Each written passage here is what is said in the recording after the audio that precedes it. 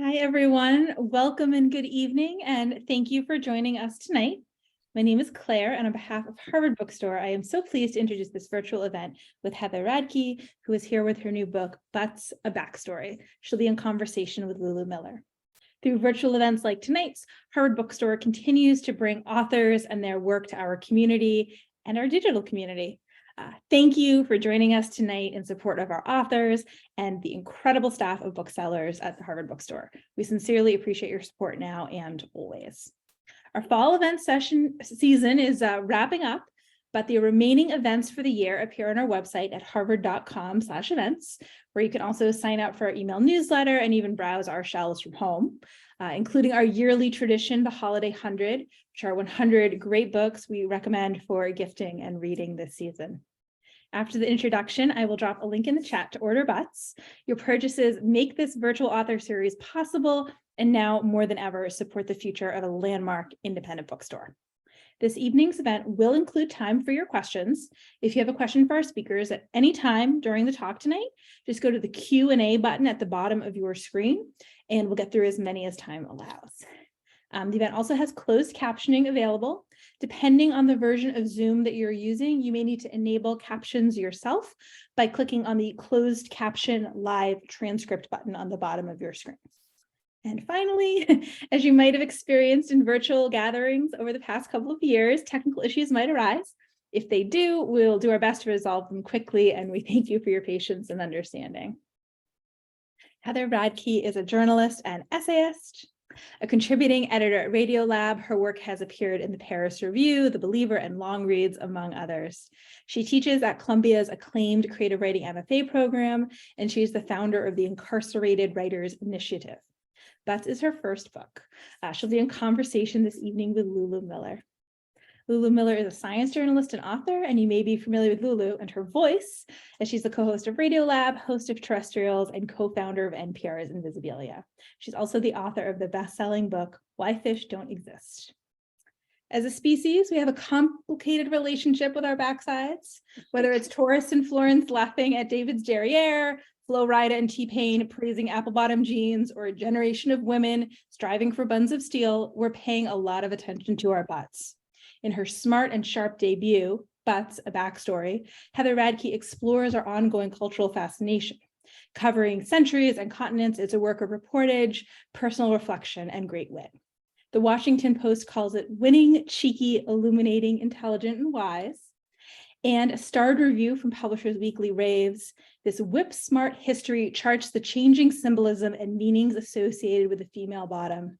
Marked by Radke's vivacious writing, candid self-reflections, and sophisticated cultural analyses, this is an essential study of ideas and prejudices about the female body. And so now I'm very pleased to turn things over to tonight's speakers. Heather and Lulu, the virtual podium is yours. Great. Thank you so much. Thank you so much for having us. Thanks. I wish, Heather, I wish we could clink. I wish we could hug in real time. It's so exciting for me to be here and talk to you, because I feel like I had the rare pleasure of an outsider's view of watching you turn this book from a grain of an idea, a very far away, maybe, I don't even know if I want to tell anyone, idea, to this like truly gorgeous, accomplished feat of reporting that I love the word essential. I mean, I think I said something similar to you when I read the first draft, but it was like, this work, you have advanced scholarship, like your rigorous reporting, you found these widely overlooked figures who have had outsized effects on history and on culture.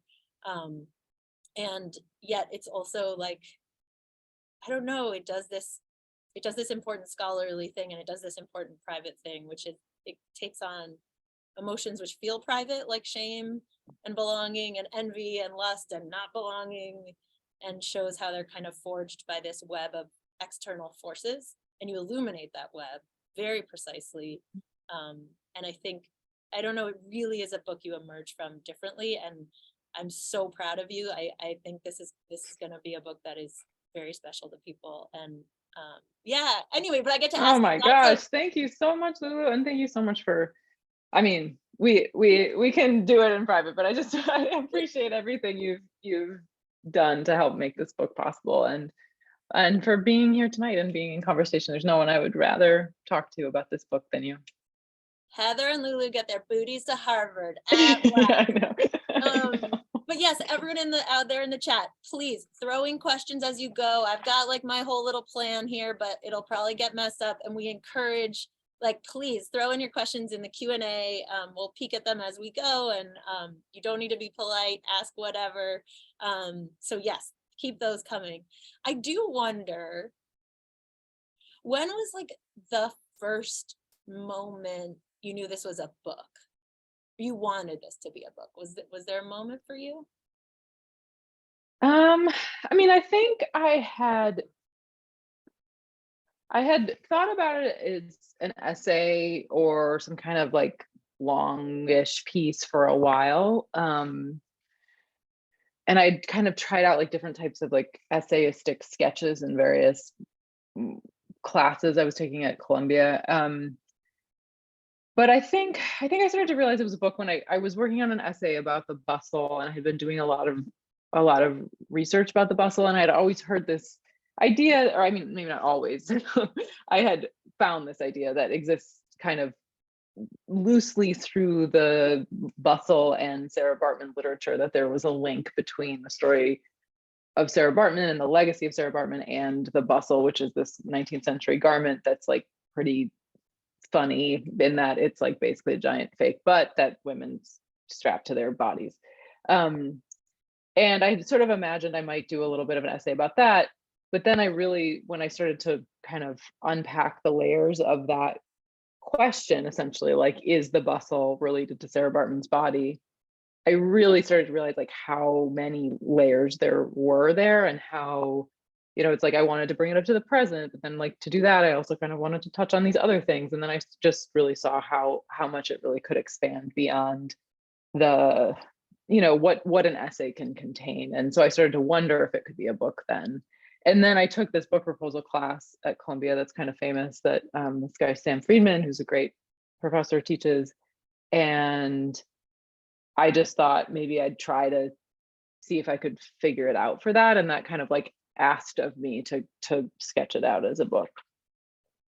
I'm going to have you read in a second to just sort of allow everyone into your world of this book, which again is kind of a Trojan horse. Like, it's got this silly, juicy, fun cover. It looks light. It's about butts, bright, and then it gets so deep. It gets so well reported. Like, it's very scholarly in certain ways, but so readable and fun. But it is this, like, you think you're entering one place, but you are entering a different one. But one thing I wonder, and that people might be interested about, is like you kind of had a whole nother career before writing. And I remember watching you as your friend kind of hit certain age milestones and being like, should I give up on the writing thing, or should I just burn down the house, quit the job, and go try writing? And that was very empowering to watch. And I wondered just if you could talk a bit about what you were doing before and how you saw that either alive in your work of writing this book, or if you ever saw it as an obstacle, like where there's norms you had to unlearn, or anything about that. Yeah, oh, that's such a good question. So I was the museum curator for, I don't know, maybe 7 years ish before I stopped doing that work, and I went and got my MFA, and kind of, as Lulu said, burned the house down. Although I had always kind of known I wanted to be a writer, and it was just like, I was like, if I'm going to do it, I got to do it now. But I was a museum curator at this place called the Jane Addams Hull House Museum in Chicago, which was a very unusual museum in that it was, in a lot of ways, I think of it as like the place that kind of forged me creatively and in some ways intellectually too, because we really had like a very expansive creative brief there, where everything needed to, in some sense, relate to the history of Jane Addams and the Hull House, which was a settlement house that was kind of one of the first settlement houses in the US, and was a really important part of early 19th century, early 20th century and late 19th century history. But honestly, the joke was always like, you could make anything relate to that. And so we just could we made exhibits about all kinds of wild things and related many, many histories to the present, and worked with activists and worked with contemporary artists, and really worked with some of the greatest artists that are working today in their earliest moments. So I didn't think of it as an obstacle, but it's an interesting question, because I really think in some ways this book was researched and created in a way that was really similar to how I used to create exhibits, and that like the link between the past and the present is very alive in the pages. The use of objects in this book is pretty crucial to how I did the research, and I was very interested in what objects can tell us that other kinds of texts can't. But I do think, I also like kind of came from a relatively scholarly background. That museum was part of a university, the University of Illinois at Chicago, and I had I'm not a historian, like I don't have a history PhD or anything like that, but I spent a lot of time around people who did. And so I think, I was often kind of wrestling with the obligations to academic history, and wanting to be so careful to cite all my sources, but also like the kind of traditions of journalism in which, like, citation in particular, like there was always like a moment where my editor was like, we don't actually have to like keep saying who wrote that. And I was like, but she wrote it. So like maybe we do. Like, yeah. So like those kinds of things were kind of I think they were kind of stress points that I actually think kind of made the book in some sense what it is, if that makes any sense. That's so interesting. I don't know how I feel like I felt it, but I didn't realize it. It is, the book itself could be an exhibit. You could have like the bustle, a buns of steel tape from the 80s, yeah. Like kind of VHS-y. Totally. You could have like the first fossil. I mean, that is so true. Gosh, that makes me think, will you ever do a push for a butts exhibit somewhere? I mean, it'd be so fun, right? Yeah. Somebody just asked me today if I would ever make it into a podcast, and in a way, like I feel less interested in that than in the exhibit version, because it feels like the exhibit version would like ask something different of the audience. Like you could do interactive things. Yeah, you could like set up a little, like it's actually really fun to think about it. I kind of miss that part of my brain that used to really imagine nonfiction as an sort of full body experience, and not just like somebody sitting and listening or reading. Yeah. Okay, well, to move to the body, specifically the booty, can one of the, the first question that the book almost like takes on and then kind of gets out of the way is like, why, but what is a butt for? What is a human butt for? And to kind of let everyone here get a taste of your writing and also kind of set us up for that conversation. Will you take us to Lake Turkana and give us a sure. brief reading of this? It's in chapter 1? Yeah, it's the right so it's just after the intro. Hold on, I gotta find it. Did you have it? We haven't fully talked about this. How much did you want me to read? Just that first opening bit. Yeah, maybe read us like a few minutes. Okay, all right. It's called Muscle. If you happen to find yourself near the arid shores of Kenya's Lake Turkana 1.9 million years ago, you might have encountered the first known hominid with a butt. This creature was closer to a modern human than an ape. His nose was distinct from his face, a cartilaginous appendage rather than two holes in his head. His face was flat with eyes that looked forward. He had a bony brow ridge with a forehead that sloped steeply back.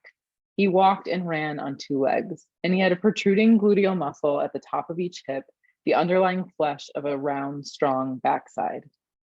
The area he lived in would have looked much like the African savanna as we know it now, with few trees and open grassland, a relatively recent change from the lush, dense, jungle-like forest his distant relatives had inhabited for millions of years. The ancestors of Homo erectus had bodies adapted to life in the trees, agile, flexible legs and feet designed for climbing, as well as ape-like snouts, hairy bodies, and enormous jaws that allowed them to grind down massive amounts of vegetation. Their butts were small and flat, hardly butts at all. By the time this specific Homo erectus came on the scene, however, the bodies of hominids had adapted to their new flat terrain. To succeed on the savanna, large gluteal muscles were a must. Several millennia later, in the summer of 1974, Bernard Naganio slowly paced the same eastern shore of Lake Turkana, peering intently at the dark, sandy soil. He was there as a member of what he and his colleagues affectionately referred to as the Hominid Gang, a group of Kenyans working on the expeditions of Richard Leakey, a famous and often controversial paleontologist and conservationist. The members of the Hominid Gang were known for their expert ability to find human fossils buried deep in rock or hidden in plain sight among bones and shells. Just 2 years earlier, Naganio had discovered a skull buried beneath a pile of animal fossils that was believed to be evidence of an entirely new species in the Homo family. Naganio trained his keen eye on a rock cemented with pebbles and shells, remnants from the bottom of an ancient lake that had been covered by sediment for millions of years. There, among the solid remains of aquatic life, Naganio glimpsed something promising poking out of the rock. A closer look revealed that the expert hominid finder had struck again. Naganio had found fossil KNMER3228, a right hip bone and the last remaining part of a male hominid who had walked the shores of Lake Turkana 1.9 million years ago, the oldest hip bone anyone had ever found or has found since. And although there is no documentation suggesting that anyone thought much about the specific bone on the dig, it was one of many hominid parts found that summer. Naganio's discovery would give science a critical tool for understanding the purpose and evolutionary backstory of the human butt. That's so great. I love that. I love that you focus on Naganio and not Leakey. We get to hear his story and thinking about the person digging, not the person funding necessarily the expedition, and his work. What, for folks who haven't read the book, like, what is the oldest butt found? Help us figure out. And what is the current sense of, like, before we get into the culture stuff, what is a butt for? Like, what is a butt for? And maybe what did you think it was for going into this part? Man, I don't even remember what I thought it was for this part. I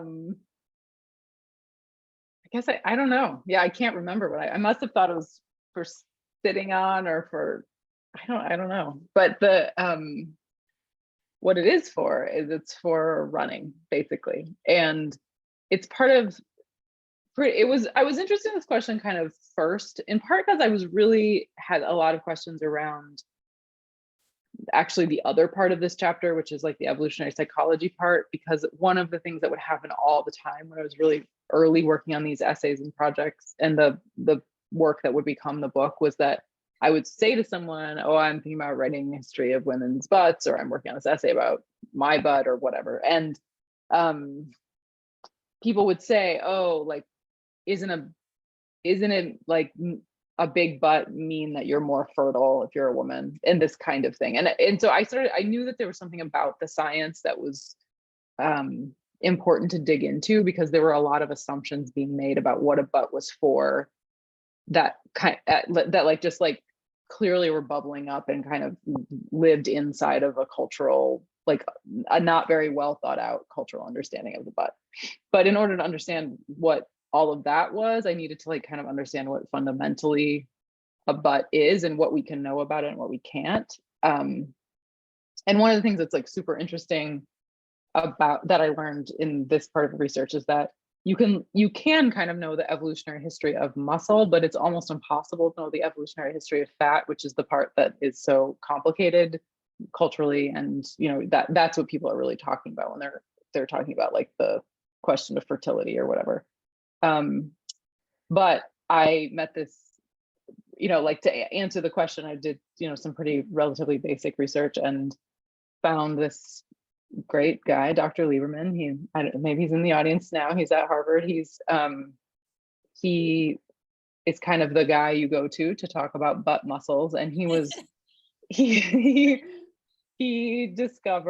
did some really interesting experiments in the 90s that helped to figure out that humans, a crucial part of the evolutionary history of hominids was this moment where hominids learned to run, basically, or they didn't learn to run. They had the bodily capacity to run, which meant that they could run, and not just run like sprints, but run long endurance distances. And that allowed for this kind of crazy thing, which I did the Radiolab story about a long time ago, which is like humans can outrun four-legged beasts like horses and antelopes, and you can just sort of like slow and steady, like tortoise and hare style, you can like run them down and then they keel over, and then like you can bash them on the head, and then you can like eat all their high calorie goodness, and then that helps, that is part of what allowed early humans to have big brains, because there's such a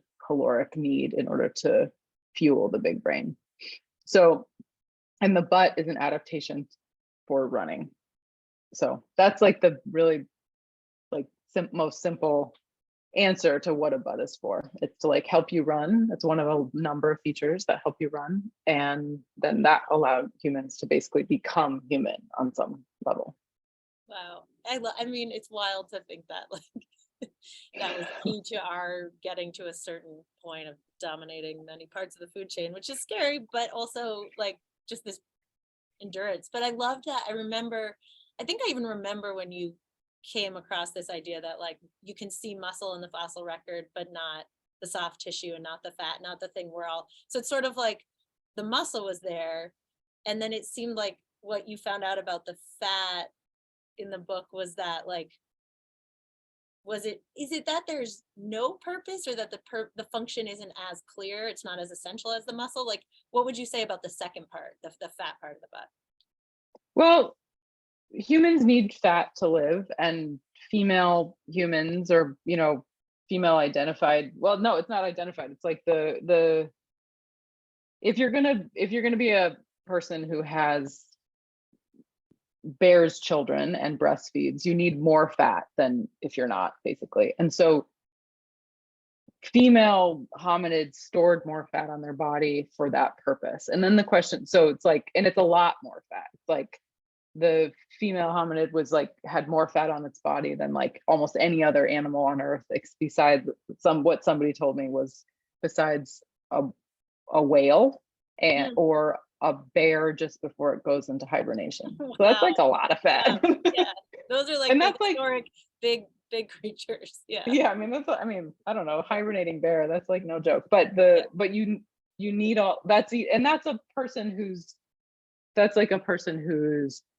just above starving. That's how much fat they need. So, but then the question becomes, where do you store that fat? So the question of like, why do we have it is pretty clear. It's for breastfeeding and pregnancy. It's like an insurance system essentially, but you could store it anywhere.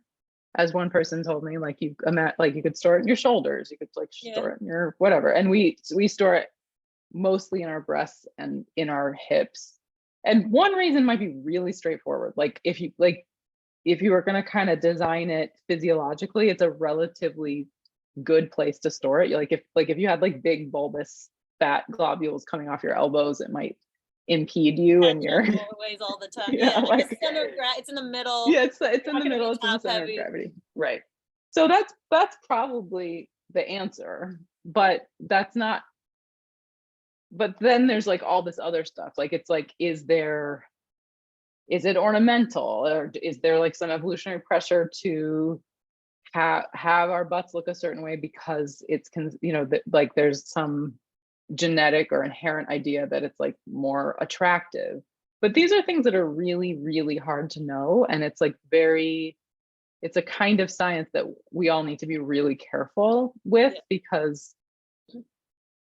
one thing I really realized when I was talking to people about it is that there's a way it can almost become a bit of an excuse. Like when we have a scientific explanation for something, it's a way of kind of not thinking about other explanations that there might be.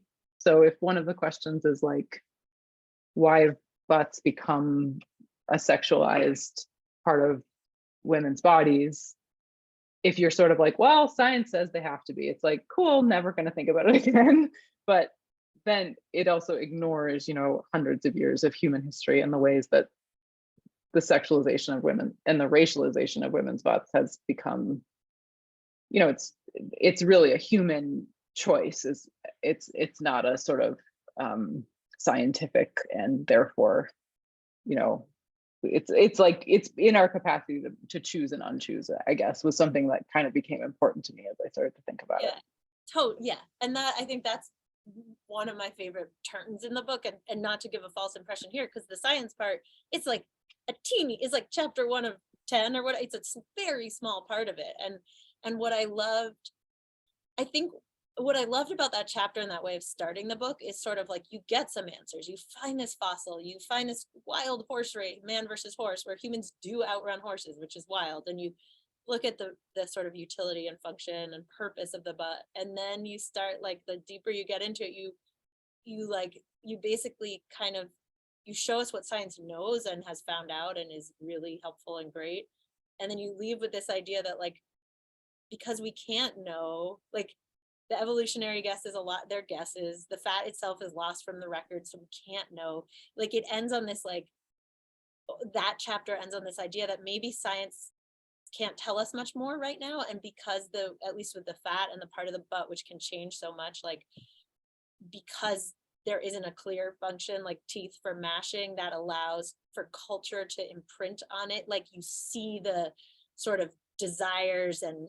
harms of culture more clearly on this spot, like, and I thought of the body almost like, oh wow, if you want to do cultural archaeology, like, the butt is the perfect site, it's got like the perfect sediment, and it just was this interesting, there's a really neat way to begin the book, so like a false sense of, I'm going to explain this, oh wait, there's so much left unknown, so now let's go turn to culture, and then that's what so much of the book is about, is like taking seriously these other things and kind of doing away with the oversimplified answer, and I adored that. Yeah, I think my idea, like, the way I kind of always was thinking about it was like, let's figure out what the thing actually is, and then, like, let's examine all of the meanings that are kind of like layered on top of the thing, the butt thing.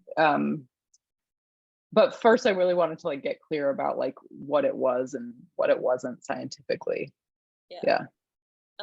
Okay, so then we'll, like, the book travels, you have some, like, colonialism, you've got the 80s, you've got capitalism, you've got all kinds of, you've got the eugenics, American eugenics movement, there are all these very precise stories, but related stories that, like, tell us wild new truths, and tell us new histories in that, and I won't give them all away now, but you do put together, like, a very compelling tracing of history, of a certain, like, section of history.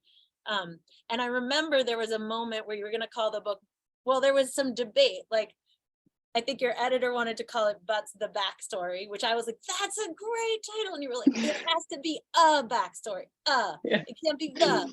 So what was your passion about it has to be a backstory, not the backstory? Yeah, I mean, I think so this, this book is it's told from my perspective, and it's my mind telling it, right? So it's a curator, like I said, it's like, I think of it a lot like how I used to do museum work. It's a curatorial project and an authored project, which is another way of saying that, like, it's just one way of doing it. And I think that there are so many ways you could tell the story of the butt. And there's so many interesting avenues that I did not explore. And I wanted to sort of, even on the cover of the book, gesture towards the kind of radical and exciting possibilities that of like many other ways it could have been done, and to acknowledge, like, with hopefully some humility and grace, like, that I did my version, but I, like, hope very much that there might be other versions and other voices and people who live in other bodies telling their own and other stories about their bodies and their butts. And I think that it's, like, in some ways what I was hoping for is, I mean, it's probably, like, a lot to ask people to read into, like, this one little article on the cover of the book, but to sort of, it's like an invitation, I think, to think, well, if this is only one backstory, like, what might other backstories be? Yeah, and there must be others. Yeah, I love it's like, it is and I feel like you make that choice throughout the book time and time again, but it is weirdly provocative when you look at it, because you're like, why isn't it just the backstory? And then you have to think about that, and you have to realize, oh, there are many takes, and, like, from that moment you're acknowledging the author's perspective, and all, like, you just do that so effortlessly. So there are so many stories in this book And again, bring your questions. We're going to be turning to you soon. So start filling up that Q&A, folks. Ask your juiciest, your cheekiest, your most fascinating, was it fascinating question? Okay. Ask us your question. But okay, so yeah, there are so many tales. I mean, there are just so many stories of appropriation in this book, and these and you explore what happens in such nuanced ways, but also with so much like looking to the historical record, seeing what's different about the myth or the version we've been told versus what really happened. Sarah Bartman like is obviously this just kind of centerpiece of the book, of arguably one of the most horrible and just like gruesome and grisly and painful stories of, you know, this like literally taking a feature, you know, perhaps modeling the bustle off of her, but just like the world taking her.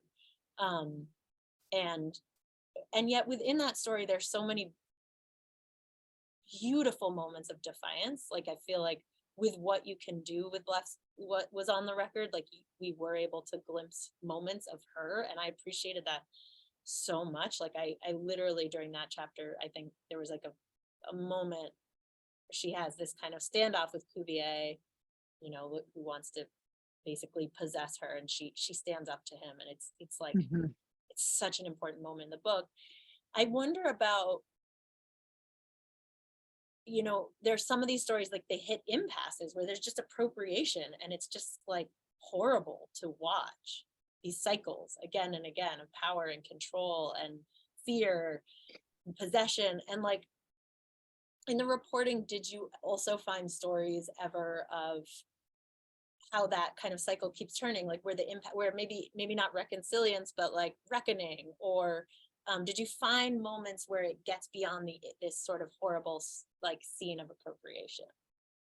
Yeah, I mean, it was important to me to find stories, not just, I mean, if you look into history, it's on almost any topic, humans are brutal, and there's a way that you're going to very often find pretty horrific stories. And in this case, maybe more so than even usual. But it was also important to me that I find stories of kind of, defiance and resilience, and kind of an offering of other ways of thinking about bodies besides the dominant way that I talk about in this book, which is like about power and control and hegemony. So in the Sarah Bartman story, you know, one of the things that's really quite upsetting about the Sarah Bartman story is that her remains were displayed in a museum in Paris until the 1980s, so into both of our lifetime, and they were even displayed in the 90s in an exhibit later. And maybe give just a quick, not the whole tale, but who is Sarah Bartman for folks who don't know? Yeah. So Sarah Bartman was a indigenous South African woman. She was Khoi. She was brought up to London in the 1810s by these two men to be displayed as a freak show because she had a large butt in London, which was there were many freak shows in London of kind of colonial, like quote unquote specimens at that time. And then after, there was a big trial about whether or not she was there as a free woman or as an enslaved person.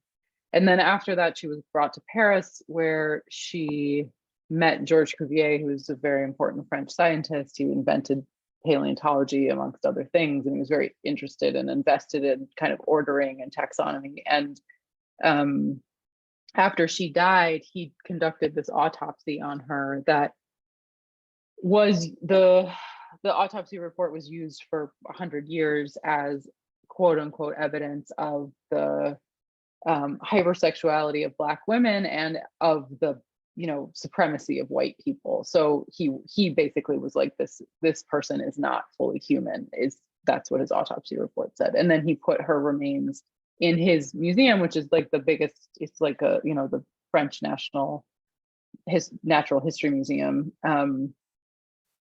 And they stayed there until they stayed there, and in kind of a series of other museums that they moved to until the 1980s. But then what happened was they went into the back rooms of the museums. And then in the 90s, after the end of apartheid, there was a kind of movement in South Africa to ask for her remains back. And it was even that was complicated. It took years for the French government to repatriate her remains, but she was eventually buried in South Africa. And and her legacy, and it doesn't end there. Like, the legacy in South Africa continues. People in South Africa are constantly contending with her legacy, and really amazing South African artists and activists are still doing really important work around her story and what it means there and what it means to the indigenous group there. And so that was one story of kind of, I think it just shows how history is long and there's many cycles of meaning. And then just another one that it's pretty different, but in the chapter about buns of steel and aerobics, when I was doing my research about that, I kind of knew I always knew I wanted to do something about buns of steel, because it's like so potently it's like this is a butt story. But I found out about this group of activists in the Bay Area in the 80s who were kind of running this revolutionary aerobics experience where they were, self-identified fat women who wanted to participate in what aerobics was offering, which one of the things it was offering was a way for women to move their bodies in a way they kind of never had actually in history. But this group of women didn't want to be left out because they were considered too large. And so they created a whole world of fat aerobics and fat fitness. And they were some of the most exciting and interesting people I met in the research for this book. And that kind of felt like a way to not just show to not just write about the ways that our bodies are controlled, but also to show how we can find liberation, and that people have found liberation even and fun. It's just a lot. They just wanted to have a lot of fun, and they did, and they still do. Yeah. Yeah, their story was one of my favorite parts, right? Where it's you show the web of forces, but then you show people kind of breaking free with courage, or that the Bartman story is obviously still alive. There probably will be more refutations. And so questions are coming in. We've got one was what was the most surprising discovery during your research? Actually, I have one before that. Did you do a Buns of Steel tape while researching the Buns of Steel tapes? I didn't. I will admit, I did not do a whole one. I don't know if Greg Smithy is on this call, but because it's you got tired, boring because you didn't want a Bun of Steel. Well, I didn't want to. It was the pandemic by this point. I probably should have done it. I probably would have moved my body more than I had in days. But it's an hour long, and it's only butt. It's an hour of only butt stuff. It's too much. It's too many donkey kicks for me. And also it's kind of in this time in aerobics. Nowadays fitness videos and stuff, it's keep it moving. But it was kind of before that. So there's it's a little boring. Yeah, it's a little slow. They hadn't fully, but this was the original Buns of Steel, which is kind of, I think Greg Smithy would agree. It was kind of low rent. It was he got some rent to own furniture, and he got some people some free pizzas, which I always think is so funny. It's come and do this aerobic, do 3 takes of this aerobics workout, and then just have a ton of pizza. So kind of intense. Yeah, so no, I didn't do the whole thing, but I did some of it. Okay, great. Okay, so yes, what was the most surprising discovery during your research? I get this one a lot, and the thing I always say, I don't know if it's the most surprising, because I think there was a lot that surprised me, but I think the moment where I interviewed this woman I know, kind of a friend. Her name's Abigail, who has done a lot of art about the history of size, and when I clothing sizes, and I had to call her back like 3 times when I was writing the section about clothing sizes, because I was just like, I don't understand. Why don't clothes fit us? Like, and she kept having to re-explain it to me, because so there's a section in the book that's about, it's totally like, there's many different parts of it, but there's like, basically it's like the history, like the really straightforward history of women's clothing sizes is just kind of bonkers. Like it never worked. There's not a system that works now. There wasn't ever a system that ever worked. And I just kept being like, but wouldn't it be good for them if they could come up with a system that worked? And then, and then Abigail kind of like eventually just was like, it can't work. They want it to work. You want it to work. Everyone wants it to work, but it can't work if you're going to have, if you're going to use like industrial like if you're going to like make stuff in a factory instead of like doing it one by one, it's not going to work. And I guess I don't know how like shocking that was, but I think there was something about it that like it kind of really flipped my paradigm or something, because I like, of course that's true. Like when I thought about it, I was like, well, I guess obviously that's true, but I had never thought about it. And I did find it very kind of liberating, because it was like, oh, well, our body, like, it's not me, it's the clothes. It's this like crazy system we're all inside that's like, the clothes can't fit, like, unless we're all just, wearing the medieval tunics. That's the way. It's not obvious. I mean, I guess I remember when that's where I thought it was going to go. Cause I remember when you realized, like, I remember you calling me multiple times. I remember multiple walks where you were like, it can't fit. And it was like an intentional act of omission to make a sizing system that literally can fit no one. She's like, no, you were like, no, when you look in the mirror and you don't fit, that moment, that is a private moment. That is the most public moment. It like blew your mind. And I didn't quite get it on the phone, but then you pull it off in the book. And I think you allowed us to join in that. It is great. Yeah, it's okay, kind of stonery, I think. yeah. Oh, long-time Radke fan. Okay. Was there one aspect of the book that you wish you could have spent more time with? Something that could be a jumping off point for further backstories? There were a few things that I kind of started on that I never quite finished. There was going to be this thing about Italian American butts that never quite went anywhere, because I was interested in kind of like the ethnic white butt. And my mom is a little bit of a person, like she's a character in the book a tiny bit, and she's Italian. And I started to learn all the stuff about Italy and like northern and southern Italy. And I mean, that is a whole thing. Like any other geographical location of this book could be like a super interesting way to look at it. Trying to think, there was one other one. That's the one that kind of comes most readily to mind of like a thing that kind of got left on the cutting room floor. But I know there were a lot others, and there's just so many. There's like, I think there's a lot of different like ways you could look at it from different kind of cultural lenses or gendered lenses. The other one I get a lot is like, what if it was a men's butts book? I mean, that's another way to go. Backstory. That's another backstory. Exactly. That's another backstory. Butts in Italian, yet another. Okay, love that. Okay, Veer asked, I sometimes see the embrace of bigger butts in popular culture as a good thing, in that it embraces something less white, more ethnic, less frail and emaciated. But on the other hand, does it just become another standard that seems impossible to live up to, like a big butt?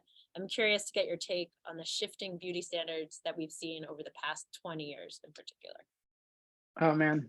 Veer, have I got a book for you? Yes, absolutely. Like, it's like any beauty standard that's kind of coming down from on high, we should all be sort of suspicious of, I think. I mean, certainly in the last 20 years, there's been a kind of embrace of bigger butts and to some extent bigger bodies, but not really. And I think that's one place you have to look, is there's still like a correct butt that is going to exist on a correct body. And that's kind of how it always works, whether it's big or small, whether it's, high or, strong, whatever the butt du jour is. It's basically, it's like saying there's one kind of body that's better than all the other kind of bodies, and it's just not gonna be great for a lot of the people who are living in this world, because of course bodies are so diverse and also really hard to change without surgery. So even if you want to conform to the beauty standard, it's actually very, very difficult. And there is this idea that in the last 20 years there's been this kind of like embrace of body positivity and body neutrality. And I think like quite clearly that's been more true in the last 20 years than in like the previous 100 or 200 or maybe ever years. But like we're in this moment right now where maybe that's actually shifting again, and there's like there's all these articles that are coming out like thin is in and the return of the Kate Moss body and this kind of thing. And that just shows us how when things like even body positivity are trends for within the fashion industry, they're obviously not trends for people who are activists and who've been doing that work for a long time. But when the fashion industry takes them on as trends, like basically we just see how easy it is for them to take it off and to move on to the next thing. So yeah, it does seem like for that question in particular, your book, your body walked through that question in a way that almost was maybe another germ of the book. And that's like it's a very nice, your narrative is a very small part of the book, like, but the places you let us in and show like a part of your body just transform, like it sort of stayed the same, but it went from like shame and disgust to like compliments, and like seemed mystifying, and then but also for you to end at this place where you're like, it's fast and whatever becomes in vogue will be probably stripped away. But then there's it's just such a weird thing. To have a body part coming out of fashion. It was one of the first questions I had, like, why does that happen and what does that mean? Because unlike if like bows were in fashion or something, it's like it's like a fundamental part of who we are. So yeah. Jennifer Brandel, longtime Radke fan, first time caller, how has your relationship to your own butt changed in the writing of this book? Oh, good question. I think I've become, it's like I sort of stopped. It's a hard question because so much else happened during the course of writing this book. Like the pandemic happened, which I think really changed a lot of our relationships to our bodies because we sort of stopped being seen as much in public. Plus I had a baby, and so I think my body, there was this other part of my body that became really present as like the thing people like, who cares about butts? What's going on in here? And then you did a great piece about the placenta for Radiolab. So I think in a way, in a kind of an interesting way, I sort of stopped thinking about it as much. It's like I hyper intellectualized my butt, and then I stopped thinking about it quite so viscerally, if that makes any sense. But it might also just be that I got older and started wearing stretch pants all the time and had a baby. I'm not sure. I mean, did your sense of what you want to wear change? Did your sense, like learning all that about fit and how the fashion industry is kind of tailored to fit nobody except maybe the one fit model that there is for that brand? I mean, did it change what you want out of clothes and what kind of clothes you feel good in, or what you seek out in a store? I think I really haven't bought clothes in a while because of the baby situation. I mean, but I think when I think about it, it does make me want to spend more money on less clothes that fit me. Like it makes me want to like go to a tailor because or sometimes it makes me just want to like I said, go like medieval tunic style. Yeah. I don't think I could like totally pull it off in New York. Like, I don't know, like at least in the summer. Cool. Yeah, it'd be kind of like a Ren fair kind of look, but I feel like that's like what I wish we all wore. Like rather than like Star Trek style, I actually just think like sack plus belts You would want a be my toga kind party for all. of. Togas seem so like togas feel like they might fall off. No, I want like a sack with a head hole and then a belt. Okay. Okay. No, but I love that where you're just like either let it be kind of ill-fitting or just specifically admit that like multitudes and nuance you contain and go make a tailor deal with that, and then don't pump money Yeah. into the fashion industry, which is making me feel bad. Okay, we've probably got time for one more question. I have one, but if anyone else out there, this is your chance. Do you have ideas of future essays, future books, like worlds you want to explore in the same way that you just had that hunch about?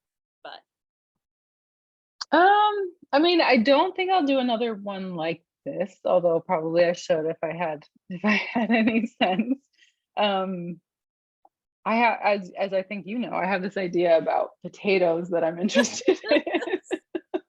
I love share. Can you share a little more? Does that feel like it's too private to share? No, it's this, I'm really, I was just today really trying to think about why I'm so interested in this idea of like smallness, like in small, I have this idea for a book called Small Potatoes. That's like an investigation of things that feel too small to care about. But also potatoes, right? But specifically potatoes. And I was just like looking at this one of my favorite images of a potato, which is of the filmmaker Anya Sparta dressed up like a giant potato at the Venice Biennale.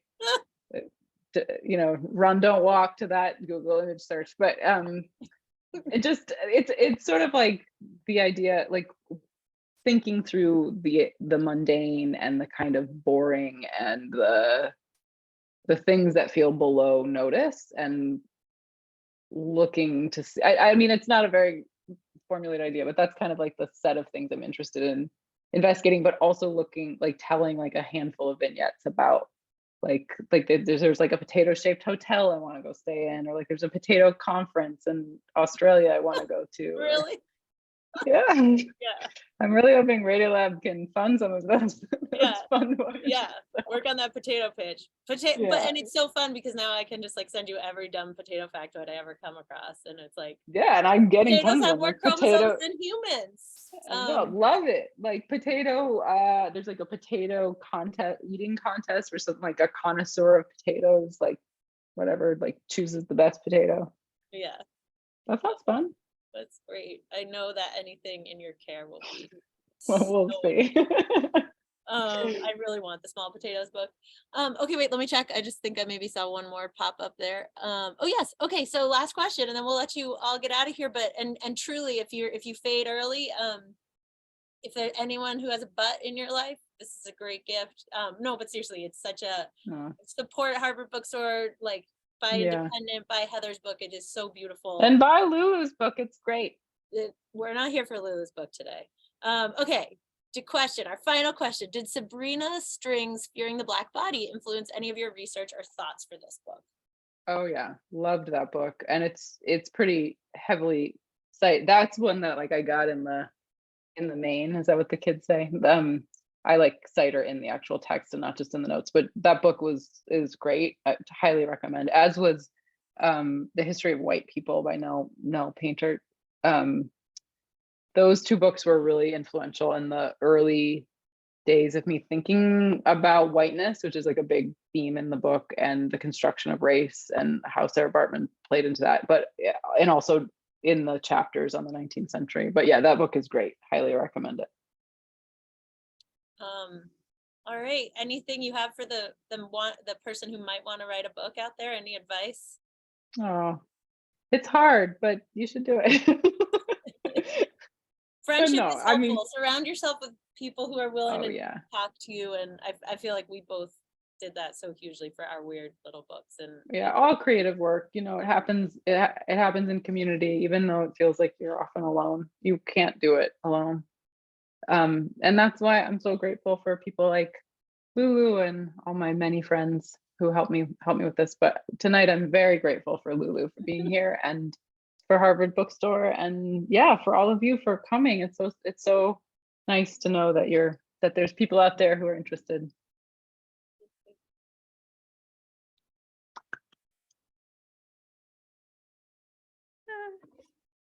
What a wonderful event. Thank you both so much for being here tonight and for your kind words about the bookstore. And thank you to everyone out there in virtual land for spending your evening with us. You can learn more about and purchase the book at harvard.com or via the link in the chat. And on behalf of Harvard Bookstore in Cambridge, Massachusetts, have a good night, keep reading, and please be well. Good night, all. Night.